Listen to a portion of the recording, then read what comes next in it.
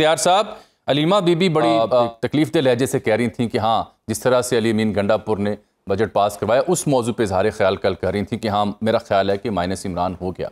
लेकिन आज राना साहब कह रहे थे कि इस तरह किसी को माइनस नहीं किया जा सकता।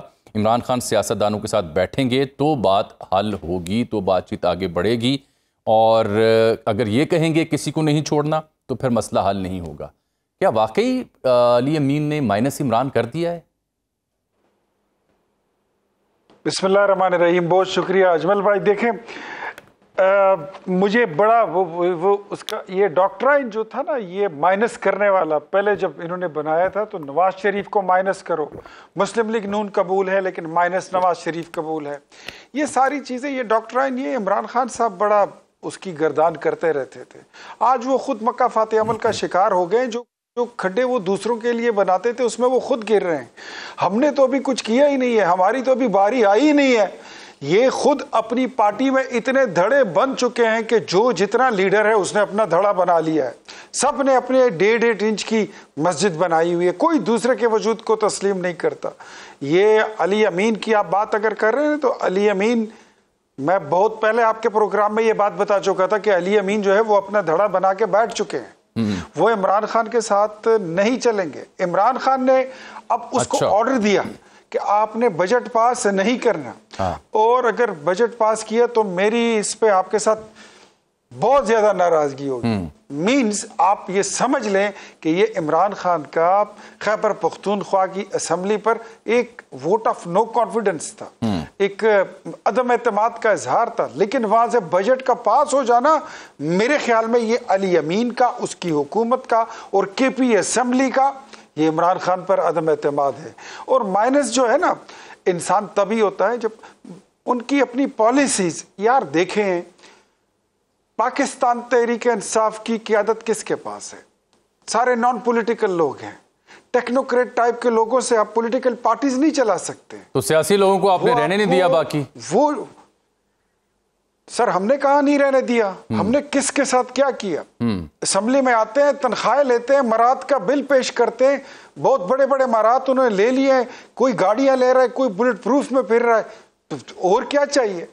खैबर पख्तूनख्वा इस वक्त लुक्रेटिव टाइप ऑफ सूबा बन चुका है इनके लिए। वहां पर कितने लोग हैं जो अरबपति बन चुके हैं, वजारतें बिकती हैं, सेक्रेटरीज की पोस्टें बिकती हैं, वहां तो पूरी दुकान खुली है। तो मेरे ख्याल में उनका कारोबार चल रहा है। कुछ लोग यूट्यूबर्स हैं, वो वहां बैठकर वो अपना चूरन बेचते हैं, उनकी अपनी एक लाइन है। लेकिन आप ये कह रहे हैं कि आपको लगता है कि अमली तौर पर अली अमीन इमरान खान साहब को छोड़ चुके हैं, आप ये कह रहे हैं? बहुत पहले जब वो 12 जिलों को क्रॉस कर चुके, जब 12 जिलों को क्रॉस करके वो गए थे ना डी चौक से, पहले कहा कि मैं जरा फ्रेश होकर आता हूँ, शावर वावर लेके, मैं इस्लामाबाद केपी हाउस से शावर लेके आता हूँ, चाय पी कर आता हूँ, और उसके बाद पता चला कि वो 12 जिले क्रॉस करके खैबर पख्तूनख्वा असेंबली में गए। बिल्कुल ठीक। फैसल साहब, ये इस बात पे तो फैसल साहब दूसरी बात नहीं है, ये तो बहुत उम्दा और बहुत मंतक पर मबनी बातें आज फैसल साहब कर रहे हैं। पहले भी उनके ख्यालात कुछ ऐसे ही थे आपसे सियासी इख्तिलाफात के बावजूद। लेकिन मसला ये है कि ना तो भुट्टो माइनस हो सके, ना नवाज शरीफ साहब माइनस हो सके, जो आप भी कह रहे हैं, तो इमरान खान कैसे माइनस हो जाएंगे? वो भी एक मकबूल जमात के मकबूल रहनुमा है, चाहे वो जेल के अंदर है। कभी भी नहीं हो सकते। इख्तियार साहब, देखिए, मैं आपको एक बात बताता हूँ, इंसान प्लस होता है अपने अच्छे किरदार से और माइनस होता है अपने गलत किरदार से। इमरान खान साहब की जो पॉलिसियाँ हैं, ये इसमें कोई शक नहीं है। चौधरी फैसल के साथ लाख पॉलिटिकल नज़रियाती इख्तिलाफ से ही, लेकिन पॉलिटिकल कारकुन है और हम सियासी लोग हैं, जमहूरियत के लिए काम करते हैं। जमहूरियत ही हमारा मदरसा है और यही से हम सीखते हैं, और ऑलमोस्ट तकरीबन मोर देन 3 डिकेड्स हो गए। ठीक। इमरान खान साहब कानों के बड़े कच्चे हैं, बहुत कच्चे हैं, और उनके मुशीर जो है वो उनको डिबोनों में उन्होंने कोई कसर छोड़ी नहीं है। हर बात वो करना, मतलब आप इससे अंदाजा लगा लें कि 35 पंक्चर वाली बात का क्या होगा। कहते जी वो तो वैसे ही किसी ने हमारे कान में गलत बात बता दी थी, और यार आपने उस पर पूरा इस्लामाबाद 126 दिन बंद करके रखा हुआ था। तो मतलब आप अंदाजा कर लें कि मतलब आप एक तरफ करप्शन की बात करते हैं, फिर क्या आप कहते हैं कि यार करप्शन तो मदीना में भी खत्म नहीं होती। एक तरफ आप कहते हैं कि हम बुलडोजर फेर देंगे इन तमाम गवर्नर हाउसेस पर, फिर उसका आप नाम ही नहीं लेते हैं। आप लोगों को कहते हैं कि यार जो 1 करोड़ नौकरियां देते हैं, फिर आपका अपना वजीर खजाना कहता है, असद उमर साहब कहता है ये पॉसिबल नहीं है, 50 लाख घर बनाना पॉसिबल ही नहीं है। तो ये मेरे ख्याल में अपने मुशीरों ने जितना उनको डुबो हो सकते थे उन्होंने डुबोया है, लेकिन इमरान खान को अपनी भी अकल से काम लेना चाहिए। वो भी रोटी खाते हैं, तो बच्चे नहीं है, 70 साल प्लस उनकी उम्र है। तो अब उनको अगर माइनस कर रहा है तो वो उनकी अपनी पॉलिसीज कर रही हैं।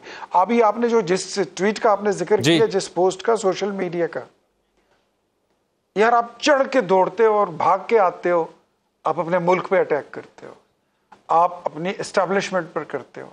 जाफर एक्सप्रेस का वाकया होता है, आप बड़ी दूर दिखाई खड़े होते हैं। जब इंडिया के साथ जंग का मौका आता है, आप बड़े आखिर में आके मिलते हैं।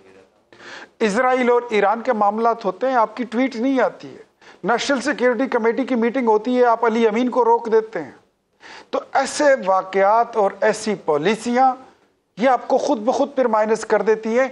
लोग फिर इस बात पे सोचने पे मजबूर हो जाते हैं कि इधर are you standing with the state या आप स्टेट के अगेंस्ट खड़े हैं। बिल्कुल ठीक है। इस पे इन एतराजात के ऊपर पीटीआई की दलाइल हैं, उनका अपना एक मौक़िफ़ है, उनकी अपनी एक नज़रिया है। वो बात भी करते हैं, वजाहत भी करते हैं और कहते हैं पाक इंडिया जंग में हम तो बिल्कुल पाकिस्तान के साथ खड़े थे। अब फैसल चौधरी साहब का वो मुद्दा जो आए दिन से वो उठा रहे हैं, उन्हें लगता है कि फैसलाबाद में जो उनके MNAs और MPs हैं उन्हें खदशा लग रहा है कि इनको नाअहल किया जा सकता है। किस सिनेरियो की ये बात करें, क्योंकि मार्केट में कुछ खबरें ऐसी भी गर्म हैं कि शायद इन नाअहलियों के नतीजे में बड़ी तादाद में MNAs और MPs जो हैं PTI के वो नाअहल हो सकते हैं, सीटें खाली हो सकती हैं। इख्तियार साहब, क्या जल्दी लगती है निज़ाम को जी? ये इनको खदशा है कि इन मुकदमात में नाअहलियाँ होंगी, सीटें वैकेंट होंगी, कोई ऐसा गेम प्लान है? और फिर दूसरा जो बार बार फैसल साहब कह रहे हैं कि जो लोग सियासत छोड़े 9 मई के बाद उनके सब बाकी के ऊपर 35-35, 40-40 मुकदमात। नहीं, ऐसी बात नहीं है यार। अच्छा, फिर आप देखें, मैं मतलब अगर किसी ने कोई क्राइम किया है, मतलब अगर वो इख्तियार वली हो तो क्या उसको स्पेयर कर दिया जाए? अगर वो पार्लियामेंटेरियन है तो उसको बख्श दिया जाए, छोड़ दिया जाए, उसको लाइसेंस टू किल दे दिया जाए? तो मेरे ख्याल में वो कह रहे हैं कि फैसल साहब जैसे लोगों को सजा ना देना। तो मैं तो यही कह रहा हूं कि जो बंदा मुलविस है उसको ओ फैसल चंद वर्गे गल सुन मेरी, मैं कह रहा हूं कि जो बंदा मुलविस है उसको छूटना नहीं चाहिए।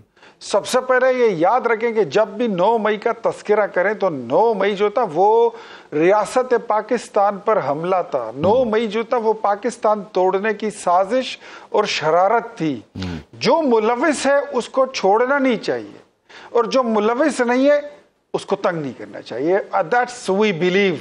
ये हमारी जमात का भी है, हमारी हुकूमत का भी स्टांस है, ये सबका स्टांस है। अब अगर इसमें आप कहते हैं कि पीटीआई के MNA हैं, कुछ अराकीन असेंबली आते हैं, तो पीटीआई के किधर हैं? वो तो इलेक्शन कमीशन में प्रूफ हो गया कि MNAs तो इनके हैं ही नहीं। अच्छा। ये पता नहीं सुन्नी इत्तेहाद कौंसिल के हैं, मजलिस वहदतुल मुस्लिमीन के हैं या पीटीआई के हैं या आजाद हैं, लेकिन उसमें जो भी मुलविस हुआ उसको छूटना नहीं चाहिए।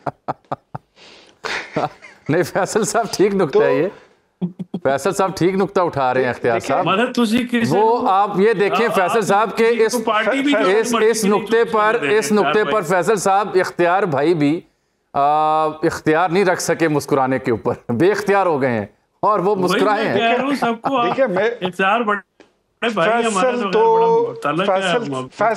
फैसल जब भी बोलता है ना, फैसल जब भी बोलता है हमारी ये हंसी छूट जाती है, ये मजे की बातें ये करता रहता है और हम एंजॉय। अच्छा, मैं अब अलबत्ता बेइख्तियार हो गया हूँ सर। ठीक है, मैं बेइख्तियार हो गया हूँ सर। बात पूरी कर लें। जी, बात पूरी कर लें इख्तियार।